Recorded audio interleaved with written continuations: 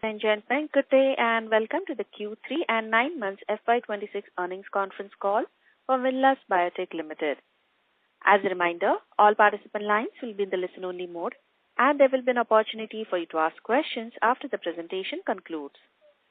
Should you need assistance during the conference call, please signal an operator by pressing star, then 0 on your touchtone phone. Please note that this conference is being recorded. I now hand the conference over to Mr. Omkar Sawant from Stellar Investor Relations. Thank you, and over to you. Thank you, Yashasri. Good afternoon, everyone, and thank you for joining us today. To discuss Q3 and 9 months FY26 business performance, we have with us senior management team of Windlas Biotech Limited, represented by Mr. Hitesh Windlas, Managing Director, and Ms. Komal Gupta, CEO and CFO. Before we proceed with this call, I would like to mention that some of the statements made in today's call may be forward-looking in nature and may involve risk and uncertainties. The company also undertakes no obligation to update any forward-looking statements to reflect development that occur after the statement is made. Documents relating to the company's financial performance, including the investor presentation and press release, have been uploaded on the stock exchanges and company's website. I now hand over the conference call to Mr. Hitesh. Thank you, and over to you, sir. Thank you, Omkar. Good afternoon, everyone, and thank you for joining us today for our financial results for quarter ended 31st December 2025. We have uploaded the press release and investor presentation on our website as well as on the exchanges.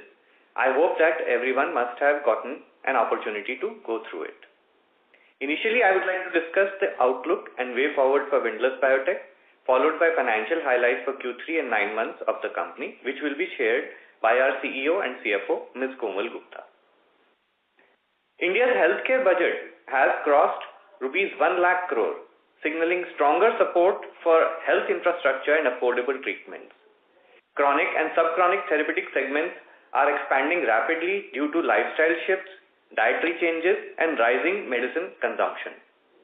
Our expertise in fixed-dose combinations and modified release formulations positions us well to cater to this growing demand and support India's evolving healthcare needs.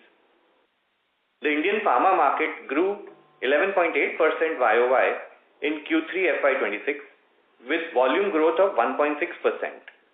Against this backdrop of modest industry volume growth, Windlas Biotech delivered another strong and consistent quarter, achieving record revenues with YOY growth of 19% in 9 months FY26 and 20% in Q3 FY26. We remained focused on creating value for our stakeholders. For the first 9 months of FY26, the company reported an earnings per share of rupees 24.02, reflecting 12% YOY increase. We continue to invest in strengthening our manufacturing infrastructure. Our injectables and plant-to-extension facilities are paying off with rising contributions to overall growth. And Plan 6 is progressing towards mechanical completion by end of FY26. Looking ahead, we remain focused on creating long-term shareholder value through disciplined execution, diversification of our client base, operational efficiencies, talent development, and expansion across dosage forms. I will now request Ms. Komal Gupta, our CEO and CFO, to discuss the financial performance highlights. Over to you, Komal. Thank you, Hitesh. Good afternoon, everyone. Our highest ever quarterly revenue streak holds steady for the 12th quarter. Company reported YOY revenue growth of 19% in 9 months FY26 and 20% in Q3 FY26. With revenues from operations of Rs 666 crores and 233 crores respectively. This reflects our disciplined execution and robust performance aligned with stringent quality and regulatory norms. The budget reaffirms healthcare and pharmaceuticals as strategic national priorities, and the company is strategically positioned with our focus on quality manufacturing and scale to leverage estimated sectoral growth opportunities. Generic formulation CDMO vertical grew 20% in 9 months FY26 and 23% in Q3 FY26, driven by expanding customer base, increasing wallet share, and new product launches. Trade generics and institutional vertical grew 18% in 9-month FY26 and 7% in Q3 FY26. We remain focused on delivering accessible, affordable, and authentic medicines across our target geography of Tier 2 and Tier 3 towns in India, while also leveraging increased footprint of institutional purchase programs like Jan Aushadhi. Exports vertical grew 29% in 9-month FY26 and 36% in Q3 FY26 with increased penetration to ROW and semi-regulated markets. Excluding the impact of ESOP expenses, EBITDA for 9-month FY26 was rupees 89 crores, 13.3% of revenue, and PAT rupees 60 crores, 9%, while Q3 FY26 EBITDA stood at rupees 32 crores, 13.6% of revenue, and PAT rupees 22 crores, 9.6%. For 9-month FY26, company reported EBITDA of 79 crores and PAT rupees 50 crores. For Q3 FY26, reported EBITDA was 24 crores and PAT was 15 crores. Our focus is on creating sustainable value for all stakeholders by delivering affordable, high-quality medicines. We are committed to strengthening organizational capabilities that align manufacturing infrastructure, product strategy, and high-performing teams. We will continue to deepen customer partnerships, expand our product portfolio, de-risk the business, and reinforce operational and financial discipline. That's all from our side. We can now begin Q&A session. Thank you. Thank you very much. We will now begin the question and answer session. Anyone who wishes to ask a question may press star and 1 on the touchtone telephone. If you wish to remove yourself from the question queue, you may press star and 2. Participants are requested to use handsets while asking a question. Ladies and gentlemen, we will wait for a moment while the question queue assembles. We'll take our first question from the line of Aniket from CR Kothari Sons and Stockbroking. Please go ahead. I hope I'm audible. Yes, please go ahead. First of all, congratulations for such good numbers, 9 months. My question is, I have 2 questions. First one is, I wanted to know much more about any upcoming capex which you guys are planning and related funding mix, and what kind of number it would add to current revenue capacity, which is around 1100 crores.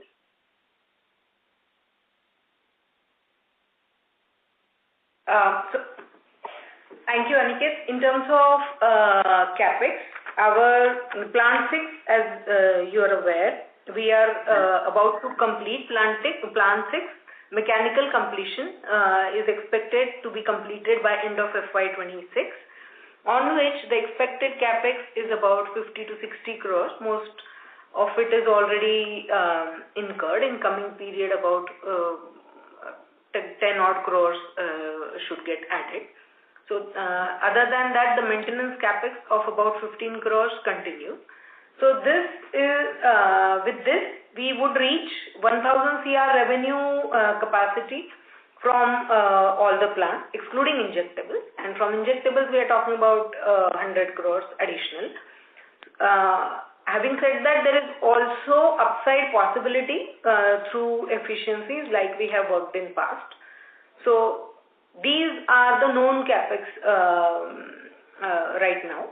Beyond that, as we approach good capacity utilizations in injectables, we can, so we have decided by then either we get an acquisition opportunity or we start building on a new dosage form. So we would announce something once we have, once we start investing and spending money on something beyond this. Okay, and thank you for clarifying. And my second question would be regarding, are we expecting any like US FDA or EU GMP visits anytime soon for the plant 6, as it is already near mechanical completion? No, as you know, Aniket, we are not targeting the US market, and even plant 6 has been added to primarily support all 3 verticals, And as you know, more than 95% sales we are doing to India.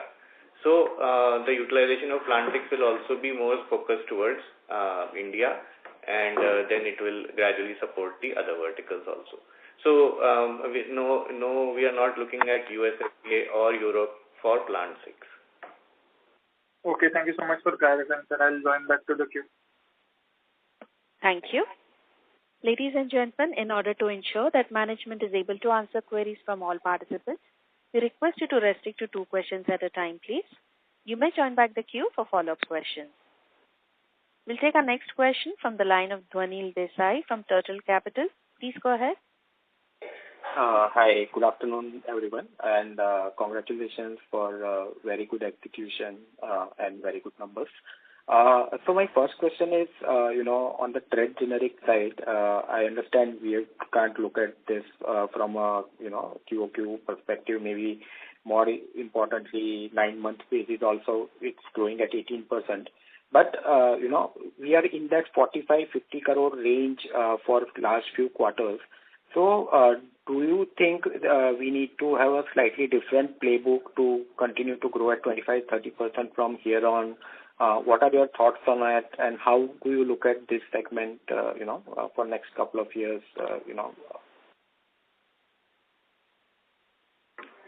Sure. As you know, we remain very positive about growth potential in TGX and institutional verticals in the long run.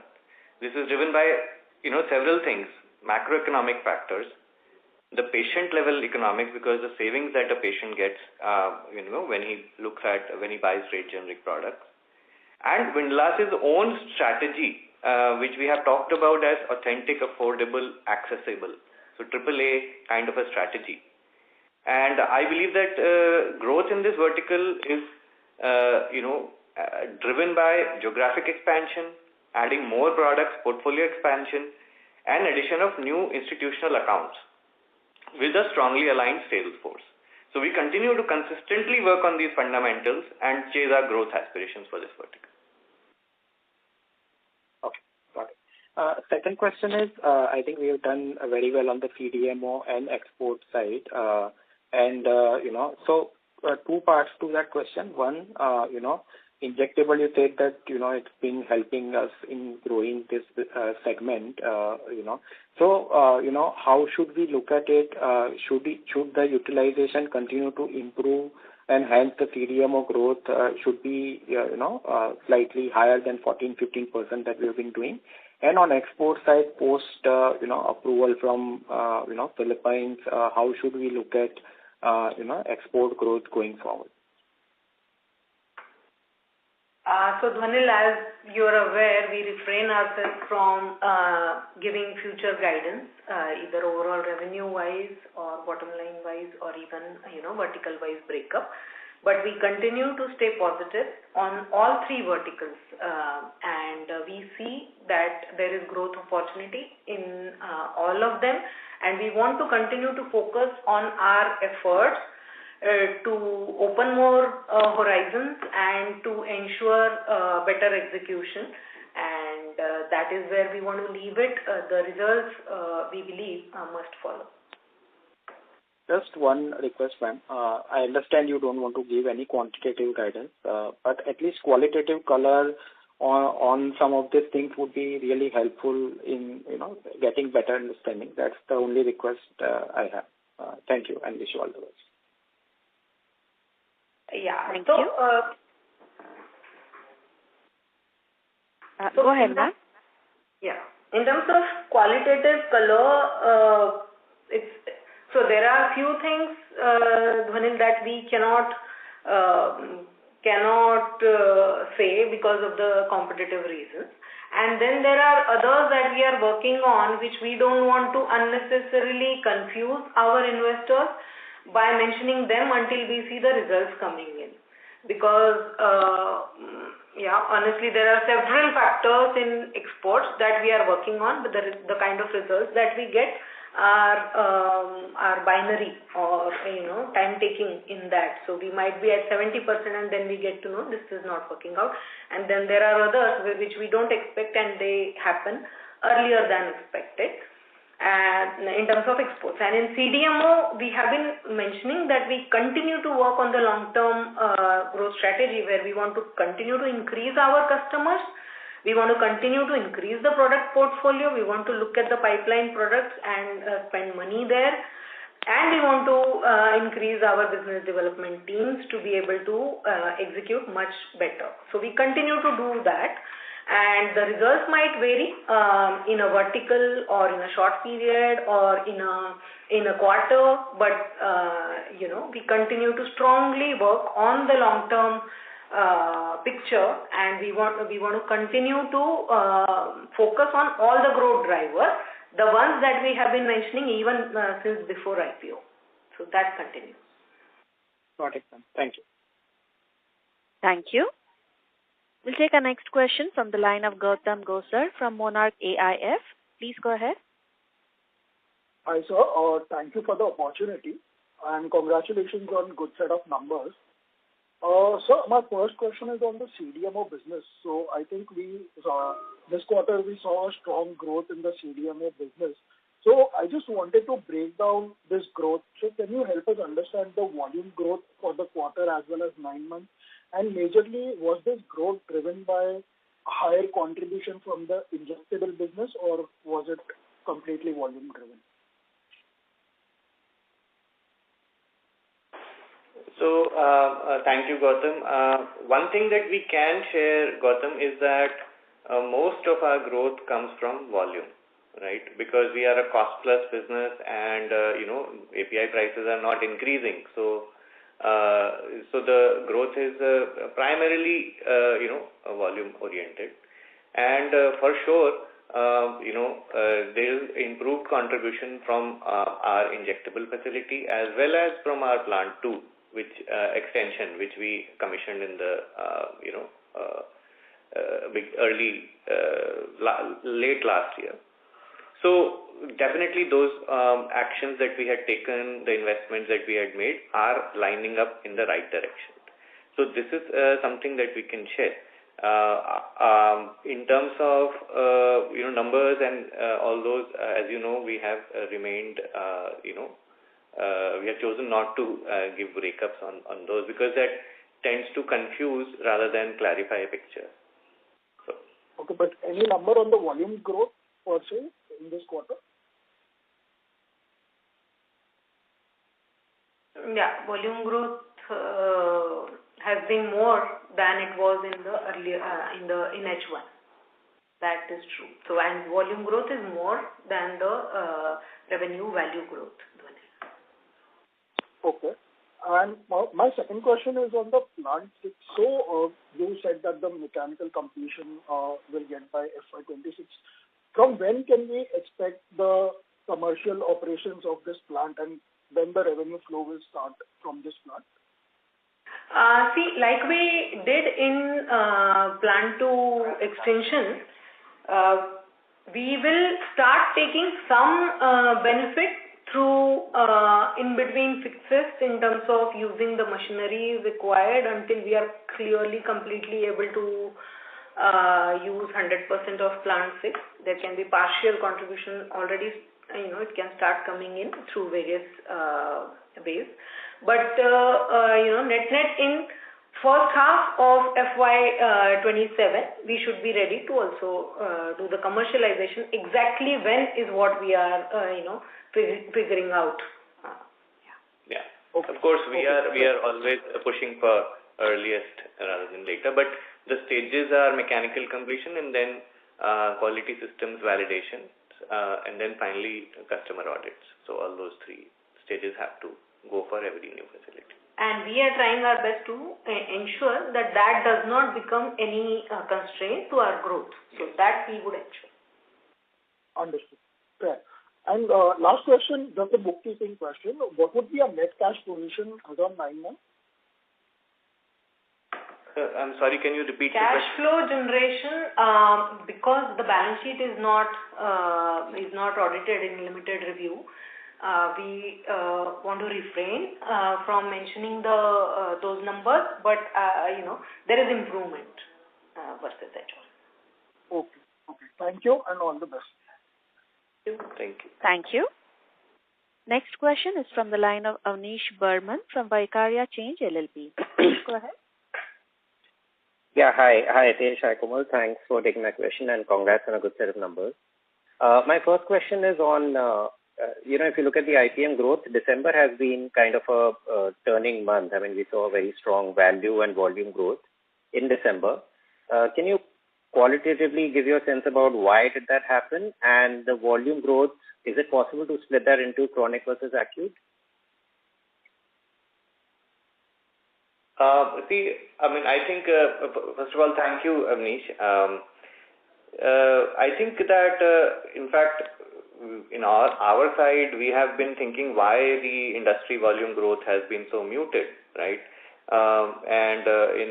We have been also discussing around whether the data capture is full around, especially, government programs like Jan Aushadhi and Ayushman Bharat related purchases. Is that even being captured by the industry data reporting agencies like IQVIA and AIOCD? So, of course, but regardless, even if, let's say, the volume growth represented by the reporting agencies is, has been what it is. In the past several quarters, this has been in the negative. Now it is coming to 1.6%. So, I don't know if we can say that huge change is there, right, in Q3. But I feel that, with rising income levels, with, more lifestyle issues in terms of food consumption, and also improving access, the overall consumption has to grow in volume terms. And it's more a matter of probably, when the data starts getting reported clearly, or if it is real data, then actually these things, looking to look better. So, not a very clear answer, but that's, my take on what the industry numbers are showing. No, that was great. Thanks. Just one question for Komal. Komal, can you just tell us what are your top APIs, let's top 4 or 5 APIs in terms of volume that you consume?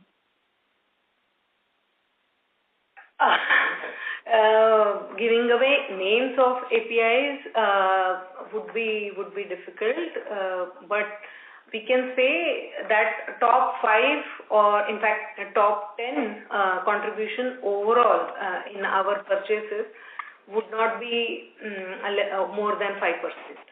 So really it's not, and they keep changing, so it's not valuable information from your perspective also. Okay, understood. Just one bookkeeping question. When do we start seeing the depreciation coming in from plant 6? From which quarter? And how much is it expected to increase by, let's say, the current quarterly run rate of 7.6, 7.7 crores? Exact timing, as we mentioned, we are working on that, but in next year H1, sometime we expect the capitalization to happen, and then so either Q2 starts having the depreciation or Q3. I don't know exact timing. And about how much, like it has happened in past with us. Initially, our depreciation levels are higher. Because we follow WDB method. So if you consider 60 CR capex, accordingly, how it works out in terms of breakup of plant and machinery and everything, we need to figure that out in detail. But broadly, you can consider maybe 60 crores per annum into 60 CR. Into say 15 to 18% somewhere, I don't know. Initially, that should be the number. Annual. Okay. I have a few more, but I'll get back into queue. Thanks for this. Thank you. Next question is from the line of Avnish Tiwari from Vicaria Change LLP. Please go ahead. Hi. This export business you have done very well. Is there any things you noticed as a driving factor, despite the fact that macro level there are uncertainties, although the FX is beneficiary because the rupee has appreciated. So just articulate what are the positives and negatives you are seeing. I mean, with these deals, although they are US and Europe, but anything you find in your end market, what kind of experience you are having, either positive or negative? Avnish, so as you correctly mentioned, and I want to just reinforce, we have zero sales to US and zero sales to Europe, right? So, and of course, also the tariff issues, pharmaceuticals or generic pharmaceuticals from India were exempted from there. So, but in the markets that we are operating in, which is the ROW markets, which include Southeast Asia, CIS, Africa, it has been business as usual. No real big changes have been happening. So the customers, the products, they're all working on a very long cycle time. So whatever you register, we register for. It takes a long time to get approved, and then so the connection, the customer relationships as well as the product overall viability is not very short-lived. It is actually quite healthy. So, and we have not noticed any large changes or things like that. Even the forex rates have been changing, yes, but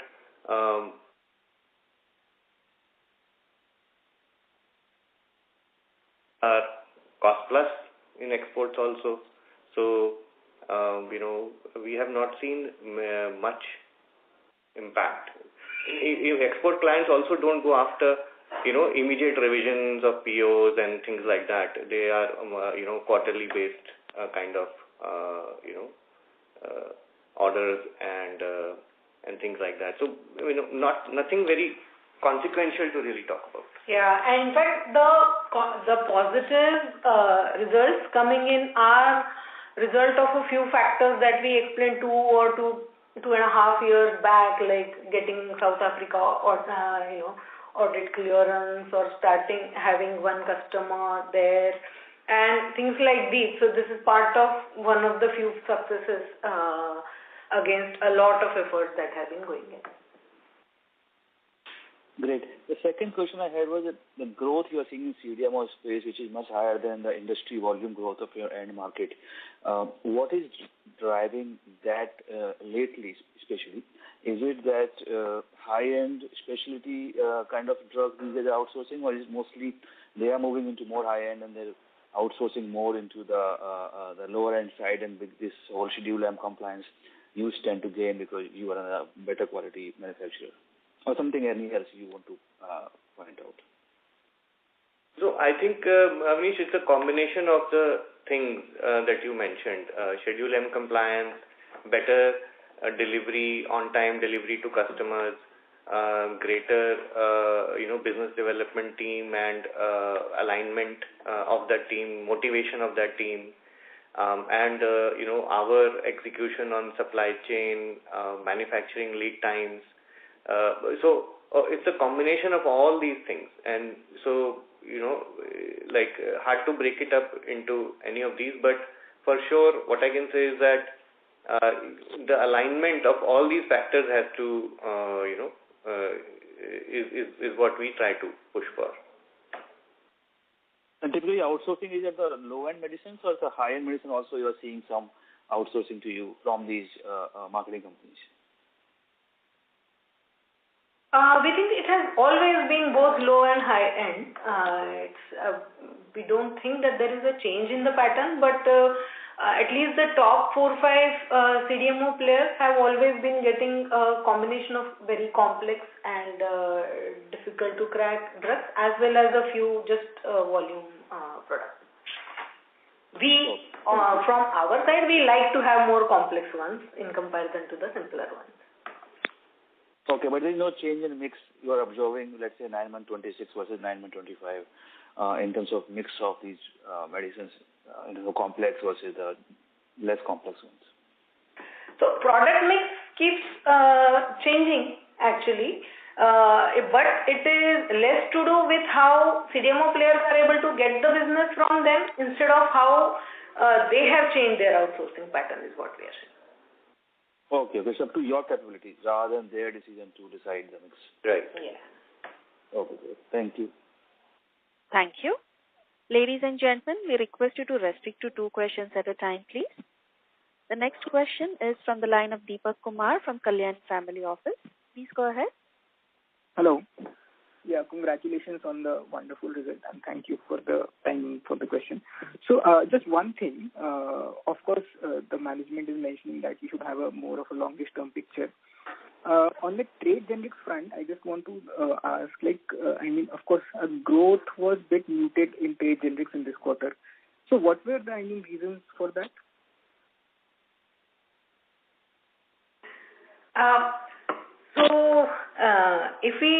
If we look at the last, say, 14 quarters since FY23 first quarter, we have delivered YOY sales growth of, the lowest has been 14% and there have also been quarters of 74% in various quarters.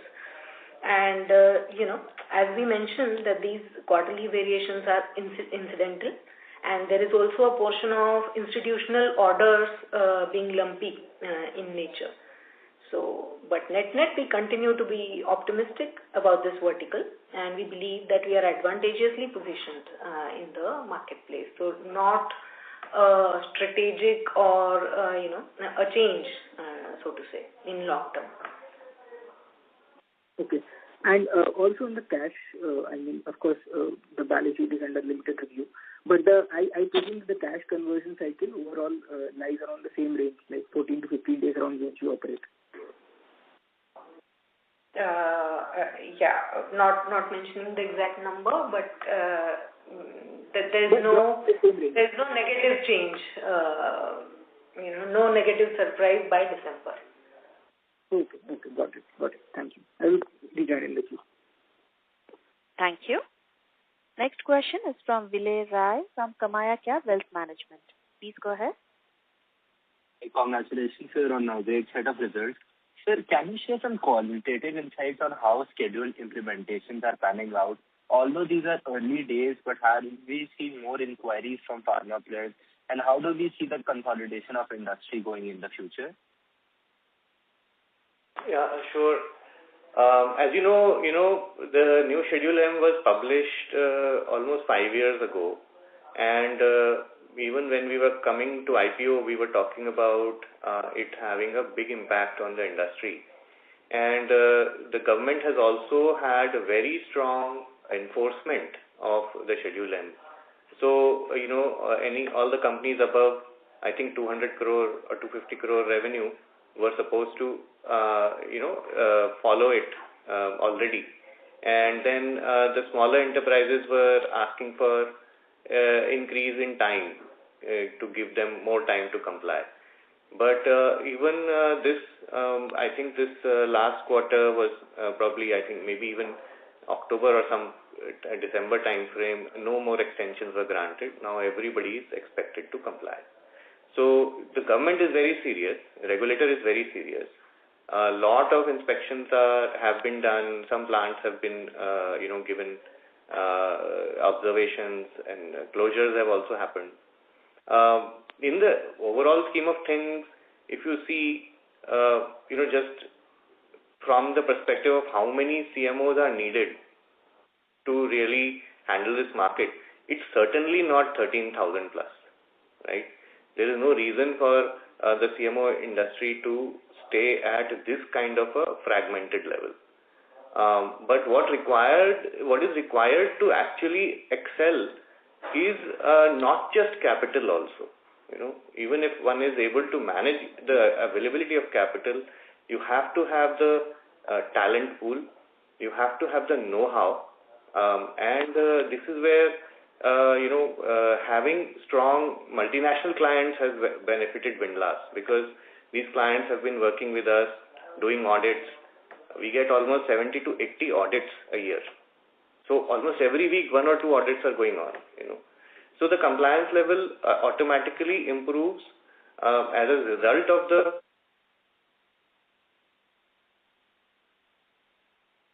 Sorry, sir, you're not audible.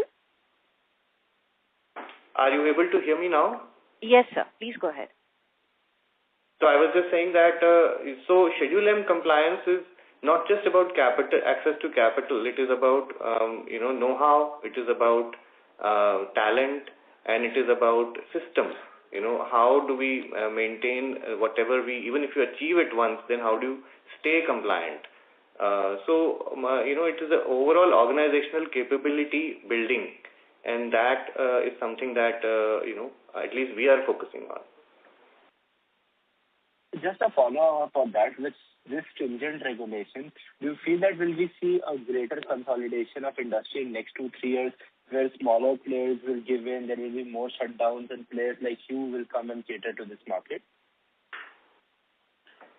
I think that is a very valid thing. Any fragmented industry having a strong regulatory pressure, it's like a textbook case for consolidation. So how does it play out? We don't know, but any fragmented industry with a strong regulatory pressure, quality or regulatory pressures is bound to have a pressure for consolidation. So just one last question from my side. So since you have already incurred ESOPs for employees this year, will we see a lower wage hike going forward in FY27 and FY28? In terms of the accounting impact, are you asking? Yeah, like the cash impact, like employee benefit expenses, the base pay. Would we see a lower increment on that portion of the pay? Okay. So basically the ESOPs have been given to 100 employees, and we have 1,100 employees. Yeah. So we are not sure that we would let the ESOP, which is a long-term strategy for keeping the employees, not let them move out and motivate them for better results. That should affect the increment percent, which is a regular annual this thing. We don't think that we would see reductions there, and with the additional production, in fact, so we don't expect employee cost per se to go down. What we try to do is look at the overall picture, try to see where we can bring in more savings, more efficiencies, operational efficiencies.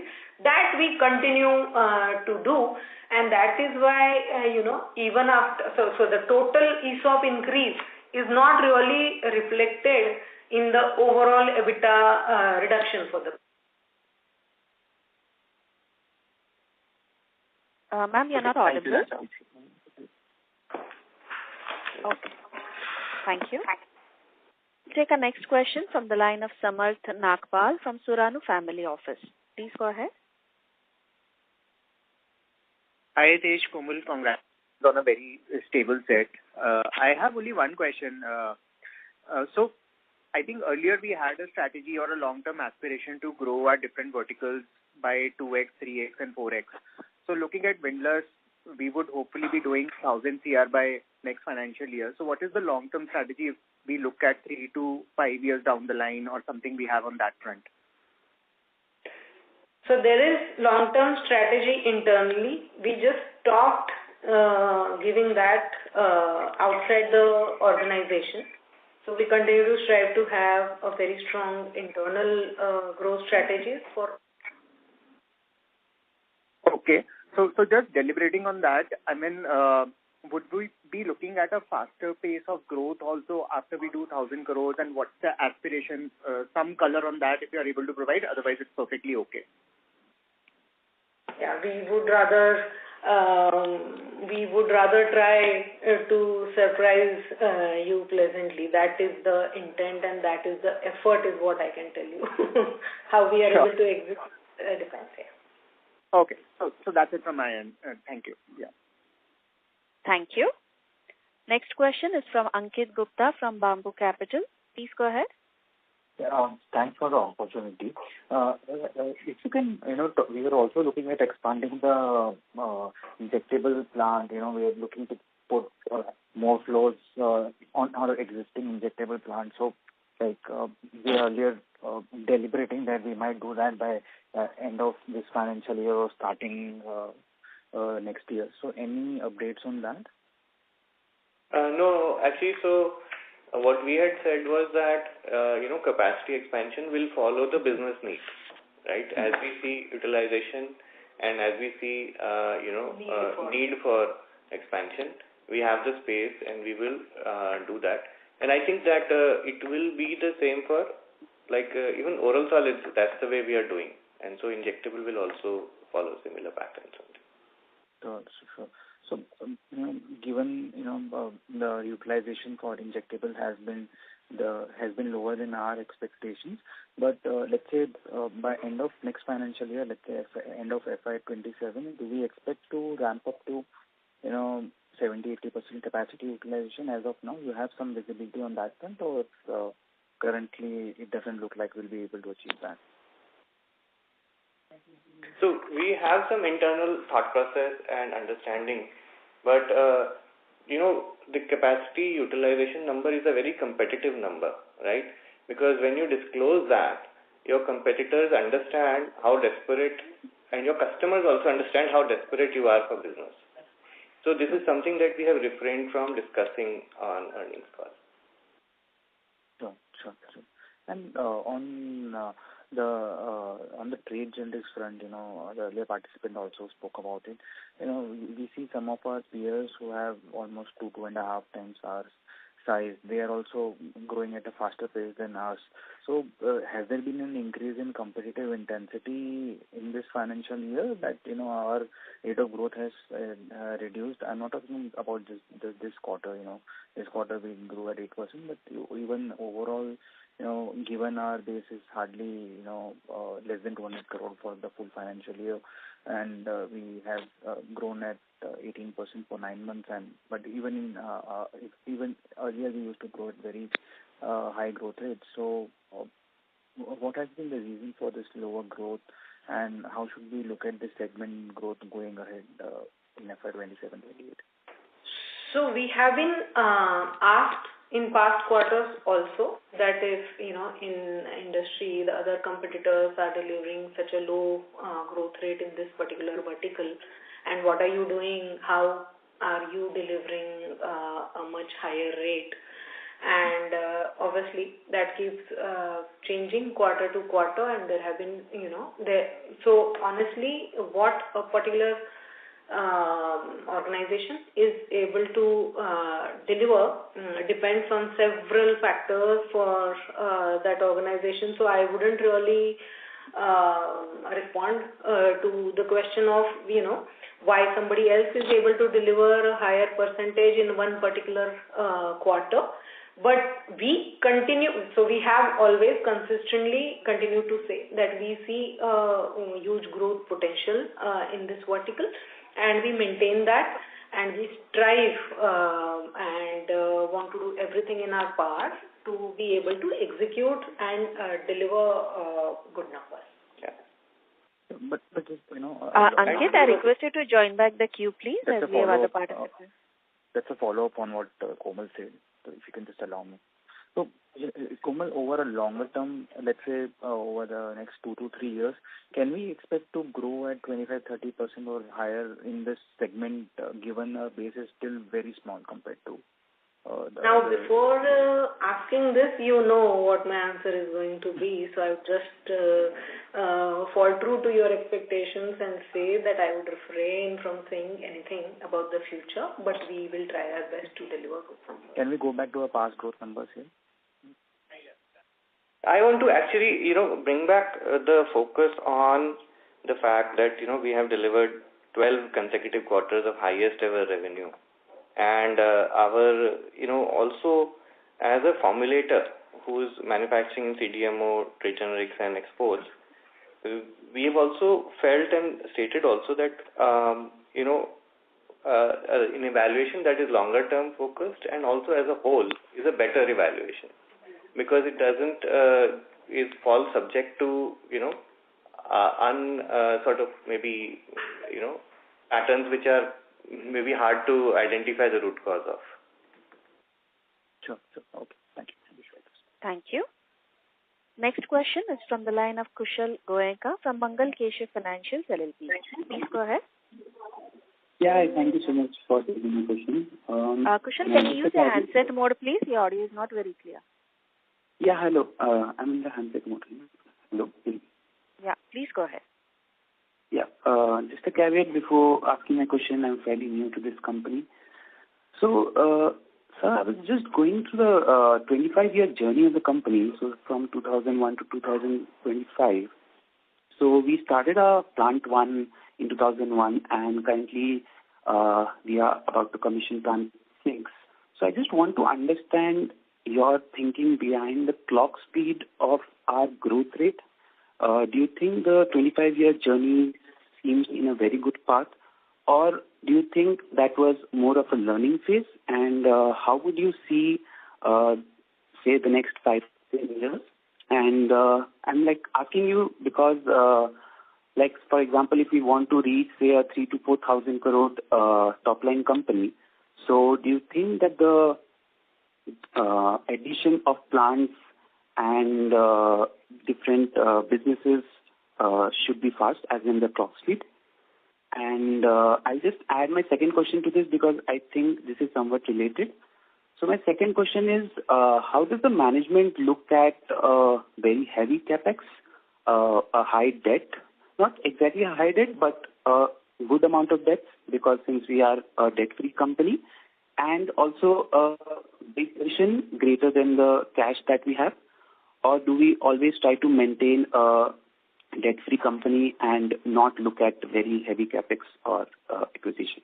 Yeah, that's my question.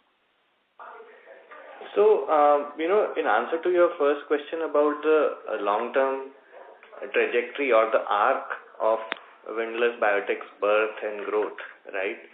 I think that it is, the journey is probably most importantly defined by capability building. Because, when we are in a segment that is B2B, and especially in a highly regulated industry with a lot of quality parameters changing, every, one has to focus on capability building, right? Whether you enter a new dosage form, or whether you enter into a new geographical market, or whether you enter into, new kind of products that you're dealing. So my sense is that as an organization, if we focus on capability building and our execution skills, there is no upper ceiling on how we can grow, how fast we can grow. So there is no strategic cliff as such. What we have to do is execute. So that remains the challenge, and that's why high-performing teams, well-motivated people, everything is required. To your second question. Even on the first one, I want to add that we have been always, not being afraid of being the first movers. We were the first one to get a private equity investor among Indian pharma CDMO players. We were the first one to go public. And there are several other things that we take pride in terms of being the first one to offer ESOP to our employees. So we keep pushing the envelope, even sometimes before others, even the bigger players than us do. So we have been doing that, and we continue to do that. So we don't see a limitation in terms of the kind of number that we can deliver and how early. So that limitation does not exist, because the biggest portion is oral solids, in which we have been building various plants. So increasing the plant can never be a constraint. Bringing business is not a constraint, because we have a very good relationship with the customers that we have been working with, and we are also very good in terms of adding the customers. And in terms of bringing good people, we don't think that can be an issue. because we also take pride in taking very good care of our employees in short and long term. So net, if you ask us, there's no limitation in terms of what we can do in near future or in long term, and we consider ourselves in a very good place where growth cannot be a constraint for us. Number one. In terms of being a high debt or high cash company, we in all the departments there is literacy in terms of financial discipline. That is what we take pride in, and we like to be cash rich, but we are not risk averse. So in past we have taken several debts for working capital and for capex, and for whenever we see an opportunity. So like if I have to do an acquisition, it's a very good strategic fit. I won't be shy in using my cash and also taking a debt. At the same time, if I'm not okay that for the regular business I lose control in operating working capital. That is how we go about it. In past we have done buyback where promoters did not participate because we saw an opportunity and we felt that this is a very good price for company to reduce the liquidity in the market.